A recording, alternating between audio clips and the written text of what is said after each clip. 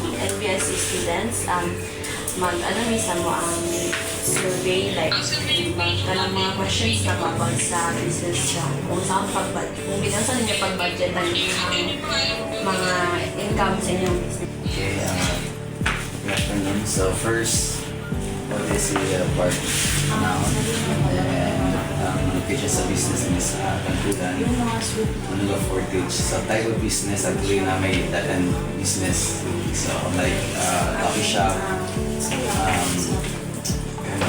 sublimation, or travel agency. So yung What are the main costs your business incurs every month? first, katawid, ito ng isang mga business ng sublimation ng partner printing.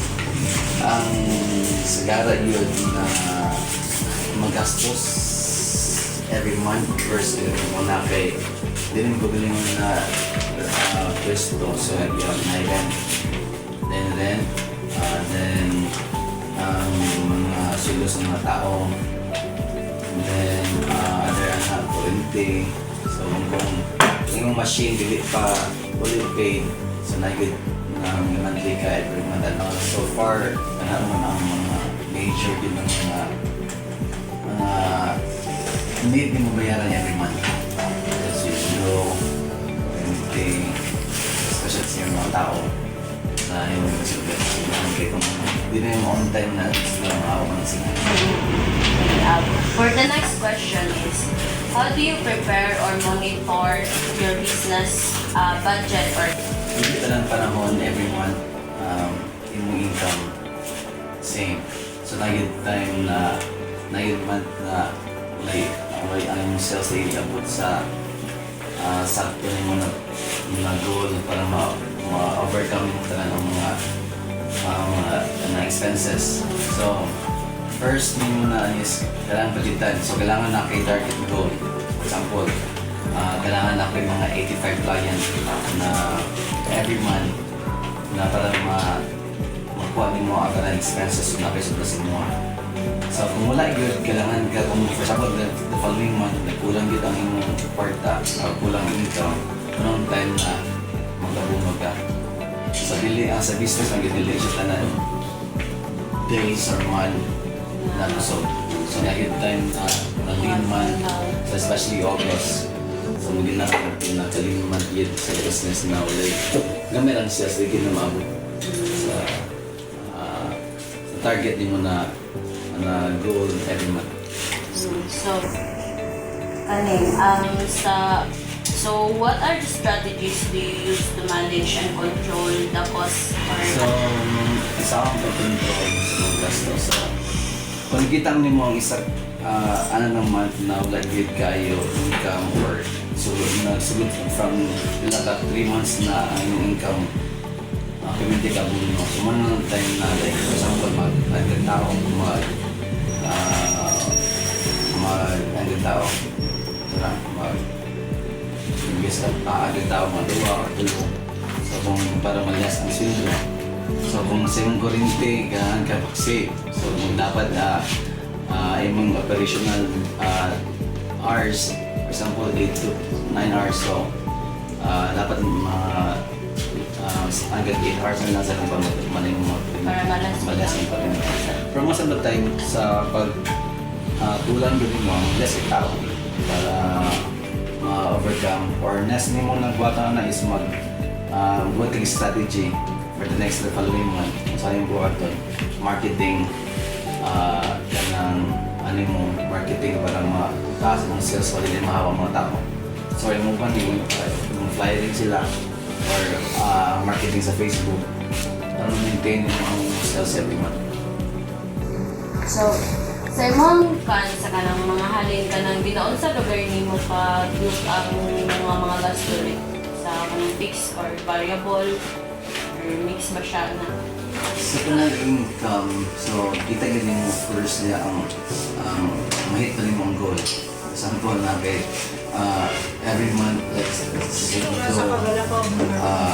renta, kuryente, other than 1,000 mo na goal. So kung 150 ra or 100 ra, so kada bulan sa sa muna ka income, mulayan ka na.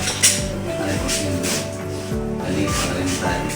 So, doon mo i-root na like, mulayan ka like 50%.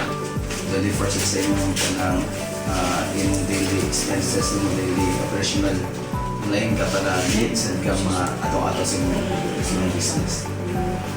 Yes, ano mo pagtabang sa impormasyon sa mga gasto sa paghimuli mo sa imong negosyo, sir? Pero na siya important na before ka mag-start up a business. No? So, kailangan na kay ka ng tawag na marketing, i-analyze mo kung ano sa imong market. Diba? So, for example, marketing mo coffee shop. So, kailangan i-marketing mo kung saan ang target marketing mo na kanay mong business kung patog siya. So, atin ko tanda nila ang kaning Ma'am Joy, ang iyang business na partner. Kung may butang na siya sa dito sa gilid-gilid. So, ito ba mong na siya ka ng customer. Right? So, ang information na, so kailangan mag-what ka business strategy nimo, ayanin mo, i-open yung business nimo. So, asin mo location, kasi mo target market. So, para makuha nimo ang kung saan yung sales nimo every day. For example, coffee shop, doon sa eskwelahan. So, that is good na strategy na imong office, imong shop na doon sa eskwelahan. Okay, ang imong target market is ang mga estudyante. So next, sir, is what challenges do you face in budgeting and forecasting expenses? Challenges. Na business mo yun, maraming challenges. For una-una, ang imong anda is ang mo always na itatubang di ang rental. Kung wala kayo sa kung income, wala kayo sa kung marketing. Tapos challenge yun na. Kung saan mo pag mahit mo ang ingulin mo para makabayad ka sa rental. And next, ang yung mga tao. So kung na kayo mga employee, so kailangan mo sa sundungan. So dali ko lang yung income ano naman. So yung magtapag lang. So one of the challenges yun na. And then alis ang marketing yun. Kung kulang yung marketing, kulang yung strategy, kulang yung pag-market na. So challenge nga po na. Kung wala kayo marketing strategy, kung saan yung paghatag o sales yung business, kung wala kayo marketing strategy. What advice can you give to future managers or entrepreneurs about managing costs effectively? Advice na natin kung ang business ng good is parang siya sugal. Hindi ko siya ganang yung business nila siya community anong income. Every month, lagi time na low, lagi time na taas, kasi time na zero yung income. So, ang the best lang na advice is kung mag-business mo po, kailangan kaon kag-stress. Kaon mag-stress. Kung hindi mo makabalance yung manage stress, ayaw mo sunod sa business, kaya ang business is very stressful. And kadua, kung mag-business ka, kung ano sa tinago, na kayo pang buffer. Meaning, kung na kayo pang buffer na siya ay mong kwarta, kaya di mo na sa pinakadilitan ng time na inyong income, hindi, anak. So, at the end tayo, kung wala kayo pang buffer na nagsika, pumutang, asa naman yung utang, o mag-loan, kaya kulang yun yung financing yung sa business naman. Sir Mara, sir, thank you. Thank you.